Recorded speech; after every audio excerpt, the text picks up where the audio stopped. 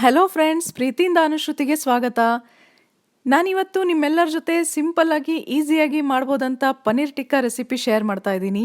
ಸಾಮಾನ್ಯವಾಗಿ ರೆಸ್ಟೋರೆಂಟಲ್ಲಿ ಎಲ್ಲರೂ ಸ್ಟಾರ್ಟರ್ ಆಗಿ ಇದನ್ನು ತಿಂದೇ ಇರ್ತೀರ, ಆದರೆ ಮನೆಯಲ್ಲೇ ಸುಲಭವಾಗಿ ಮಾಡ್ಕೋಬೋದು. ಹೇಗೆ ಅಂತ ನೋಡೋಣ. ಪನ್ನೀರ್ ಟಿಕ್ಕಾ ಮಾಡೋಕ್ಕೆ ಬೇಕಾಗಿರೋಂಥ ಸಾಮಾನುಗಳು: ಪನ್ನೀರ್, ಕ್ಯಾಪ್ಸಿಕಮ್, ಈರುಳ್ಳಿ, ಟೊಮ್ಯಾಟೊ ಕ್ಯೂಬ್ಸ್ ಆಗಿ ಹೆಚ್ಚಿಟ್ಕೋಬೇಕು. ಮಸಾಲೆ ಕಲಿಸ್ಲಿಕ್ಕೆ ಗಟ್ಟಿ ಮೊಸರನ್ನ ಒಂದು ಬಟ್ಟೆನಲ್ಲಿ ಸೋಸಿ ನೀರು ಹೋಗಿಸಿ ಗಟ್ಟಿದ ಮಾತ್ರ ಉಳಿಸ್ಕೋಬೇಕು.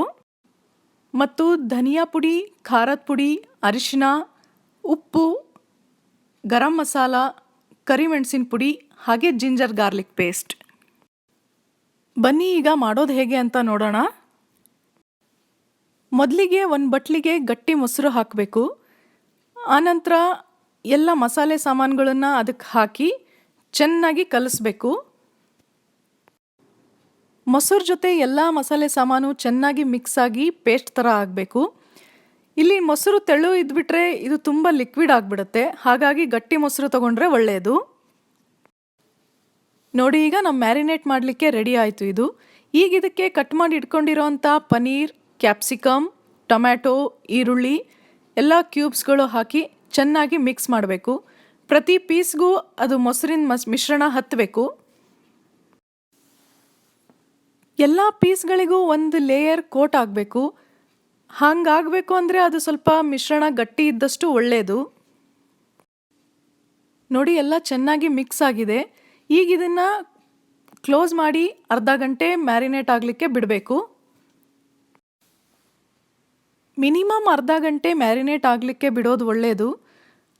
ನೋಡಿ, ಈಗ ಪ್ರತಿ ಪೀಸ್ಗಳು ಮಸಾಲೆಯಿಂದ ಕೋಟ್ ಆಗಿದೆ. ಈಗ ಒಂದೊಂದೇ ಪೀಸ್ಗಳು ತಗೊಂಡು ಸ್ಕೀವರ್ನಲ್ಲಿ ಚುಚ್ಕೋತಾ ಹೋಗಬೇಕು.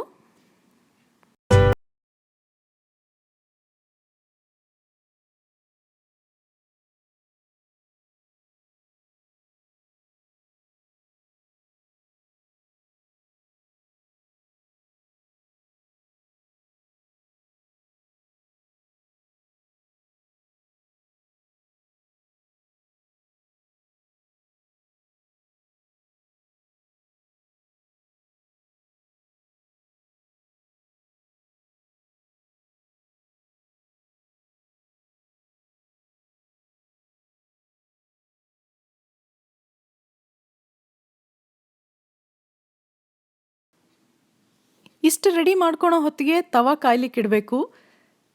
ನಂತರ ಕಾದಿರೋ ತವಾ ಮೇಲೆ ಒಂದೊಂದೇ ಕಡ್ಡಿಗಳನ್ನು ಇಟ್ಕೋತಾ ಹೋಗಬೇಕು.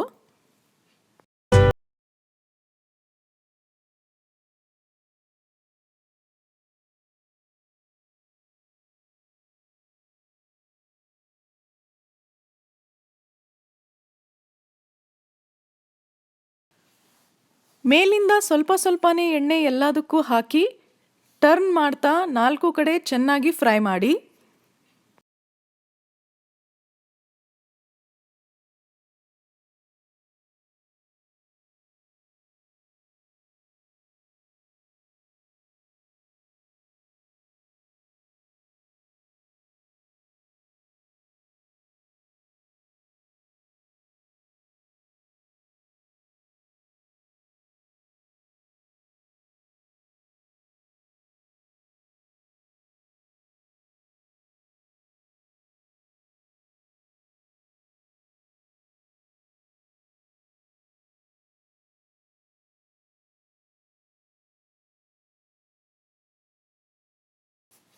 ನೋಡಿ, ಈಗ 4 ಕಡೆ ಚೆನ್ನಾಗಿ ಫ್ರೈ ಆಗಿದೆ.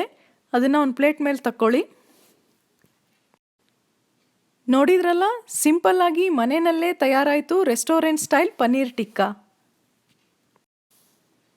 ನೀವು ಒಂದ್ಸಲ ಟ್ರೈ ಮಾಡಿ ಹೇಗಾಯಿತು ಅಂತ ಕಮೆಂಟ್ ಮಾಡಿ ತಿಳಿಸಿ. ಹೀಗೆ ರುಚಿ ರುಚಿಯಾದ ರೆಸಿಪಿಗಳಿಗೋಸ್ಕರ ನಮ್ಮ ಚಾನಲ್ನ ಸಬ್ಸ್ಕ್ರೈಬ್ ಮಾಡಿ, ನಿಮ್ಮ ಫ್ರೆಂಡ್ಸ್ ಎಲ್ಲರ ಜೊತೆ ಶೇರ್ ಮಾಡಿ.